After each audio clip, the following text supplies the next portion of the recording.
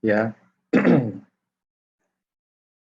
selamat pagi semuanya. Saya ucapkan terima kasih kepada mahasiswa saya semua yang hadir pada pertemuan pertama ini. Ini adalah pertemuan kita yang pertama pada semester genap ini. Kita akan bahas bersama saya mata kuliah perilaku organisasi. Insya Allah kita akan bahas mata kuliah 2 SKS ini selama 16 kali pertemuan. Saya akan share dulu materi saya sebelum saya ambil absen kepada anak-anak semua.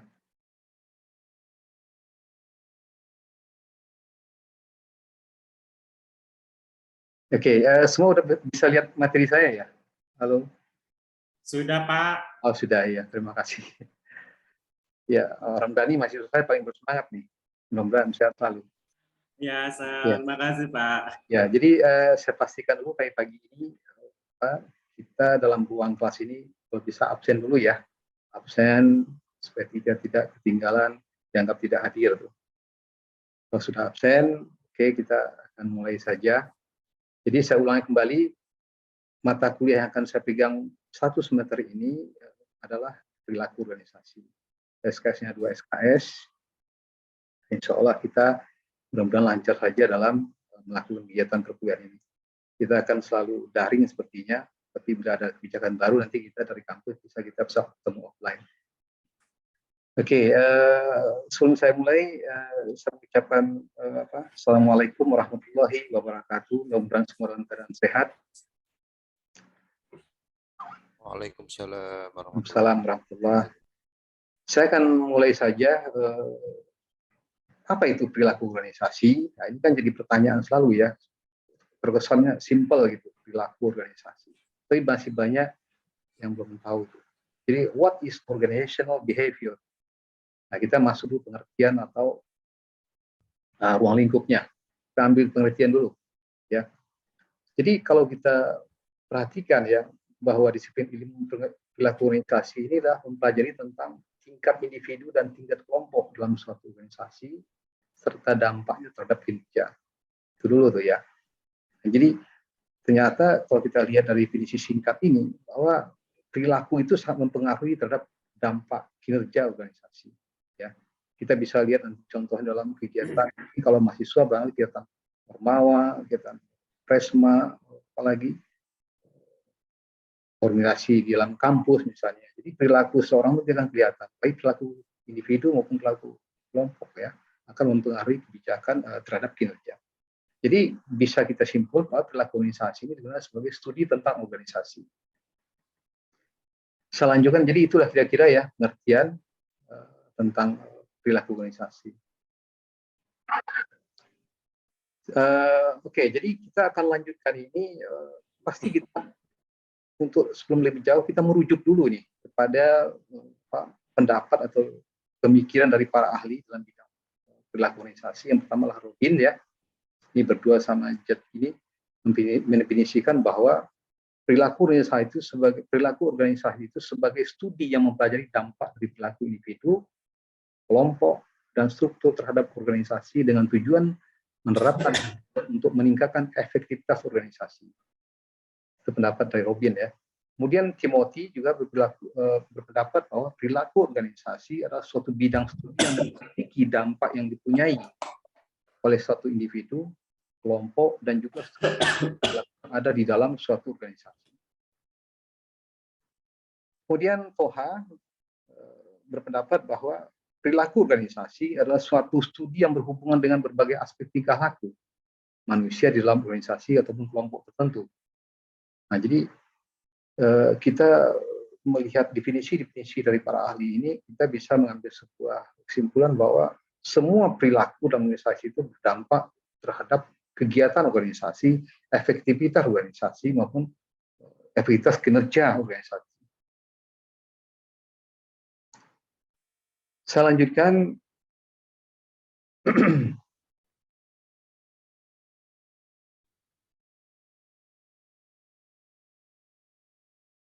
Nah, ini adalah ruang lingkup dari perilaku organisasi. Jadi, ruang lingkup perilaku organisasi itu sendiri adalah suatu integrasi dari 3 konsep ya. atau studi perilaku yang terdiri atas 3. Yang pertama adalah perilaku individu, dan yang kedua adalah perilaku antar individu. Yang ketiga adalah perilaku kelompok. Apa itu perilaku individu?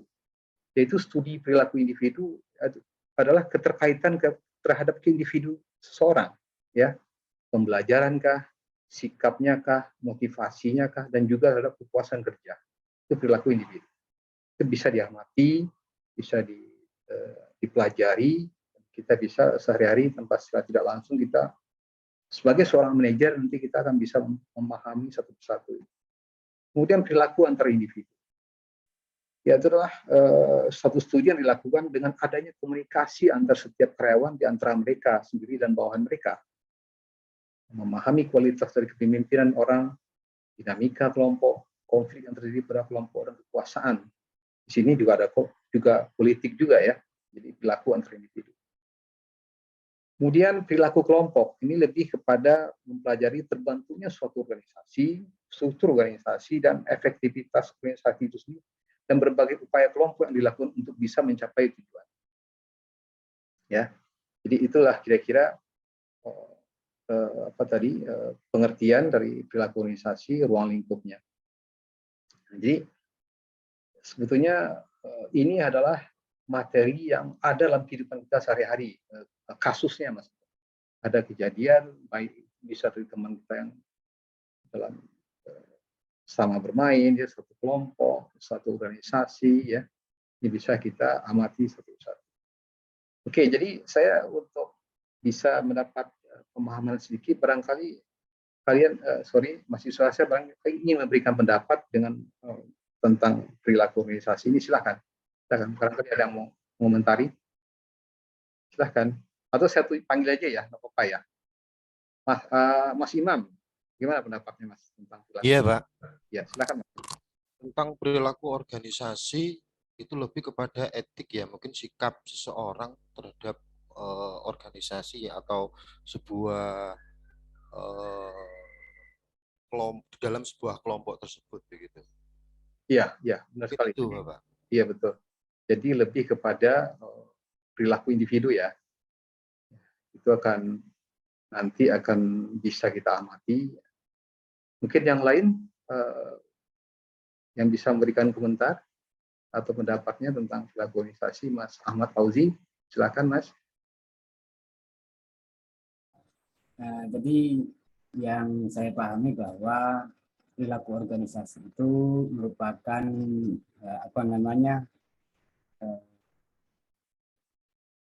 berkaitan dengan sebuah kinerja dalam sebuah organisasi, baik itu mulai dari bawah atau ke atas atau dari atas ke bawah. Itu Pak. Oke, ya. Kemudian Mas Irman Maje, silakan Mas. Ingin mengomentari, berikan pendapat, silakan, nggak apa-apa. Ya, makasih Pak. Waktunya terus ke perilaku organisasi itu adalah apa ya? Kita mempelajari tentang tingkah laku individu maupun kelompok dalam suatu kinerja, Pak. Oke, betul sekali ya. Jadi perilaku lebih kepada perilaku pribadi, ya, perilaku terhadap kelompoknya itu akan berdampak langsung terhadap kinerja organisasi. Ya. Oke, tadi saya sebetulnya ada sedikit kelupaan ya, saya mohon maaf ini. Jadi sebetulnya saya belum menyampaikan materi kita keseluruhan selama 1 semester ini. Saya mohon maaf ini. Saya boleh sampaikan sebentar ya, biar kita ada sedikit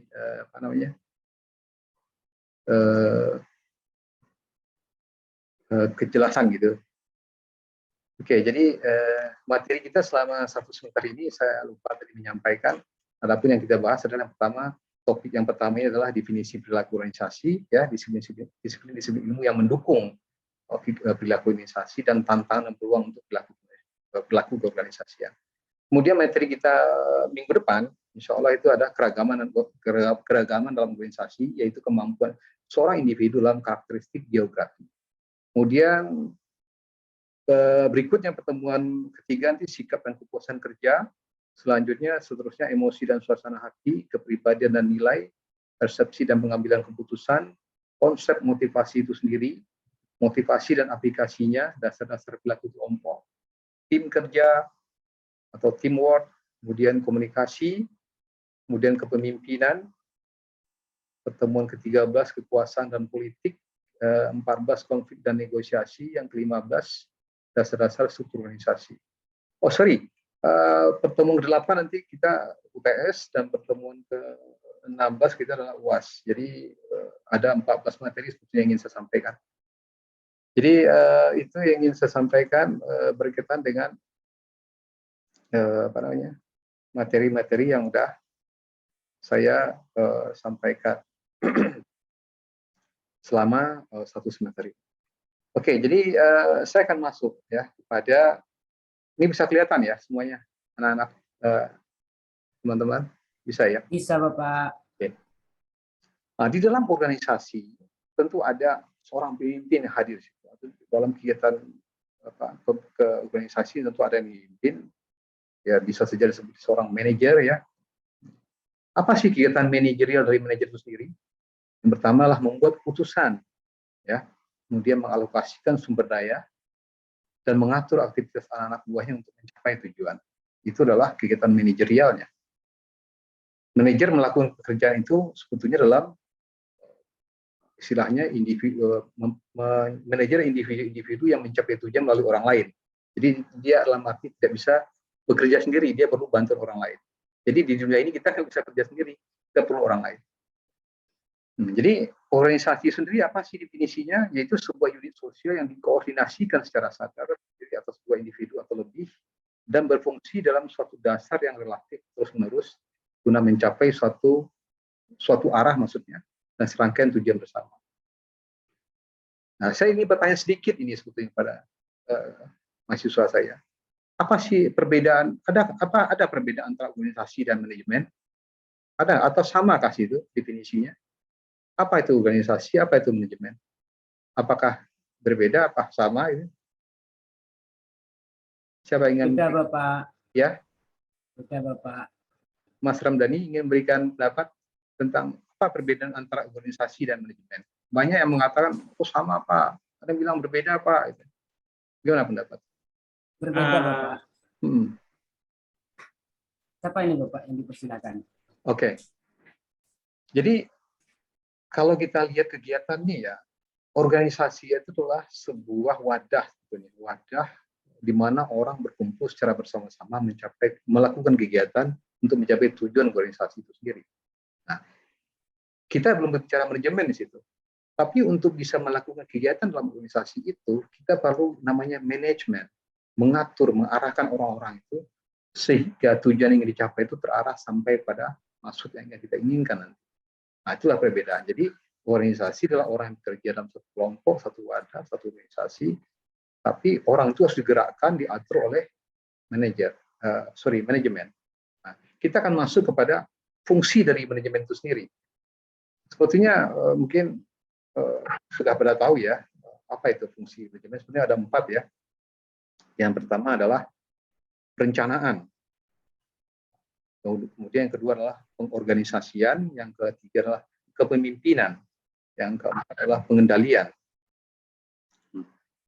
Kita bahas satu-satu. Apa itu perencanaan? Jadi perencanaan itu penting dalam sebuah tujuan organisasi. Jadi perencanaan itu situ ada visi misi ya, ada SWOT di situ.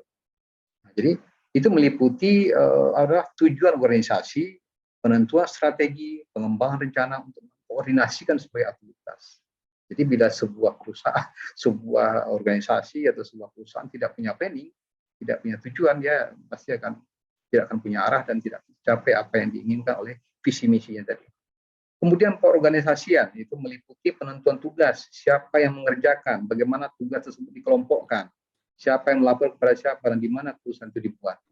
Nah, jadi boleh kita simpulkan bahwa pengorganisasian itu adalah penempatan orang-orang pada tempat keahlian ilmunya masing-masing.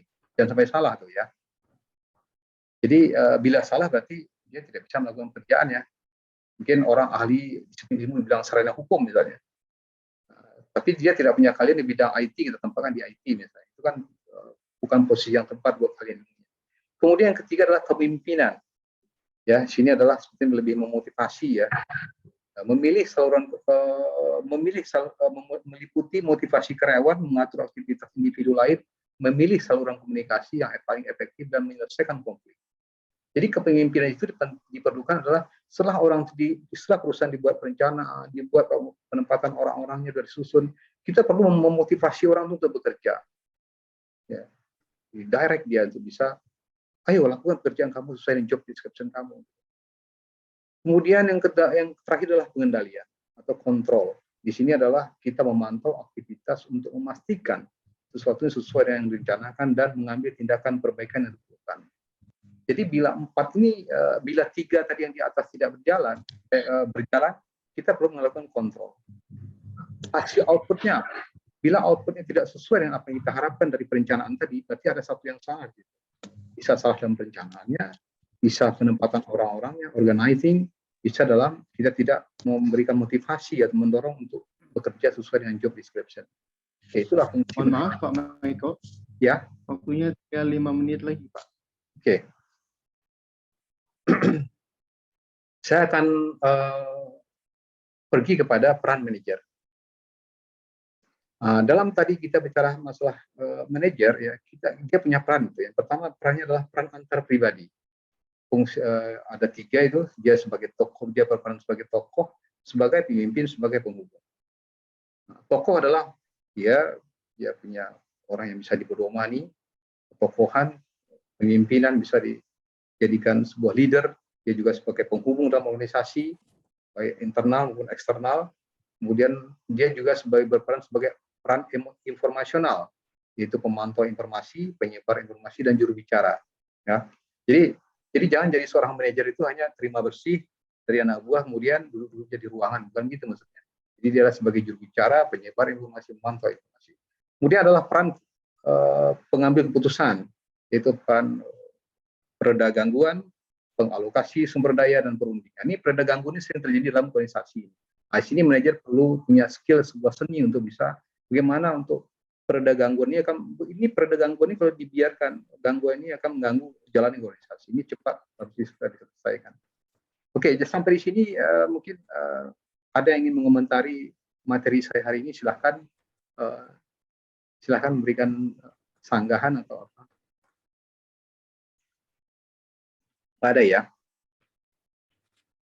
Oke, tadi saya lanjut sedikit ya. Ini karena waktunya. Saya akan berikan nanti kasus kepada kelompok ya. Kita ada 7 orang, mungkin kita akan bagi satu kasus ke 2 orang.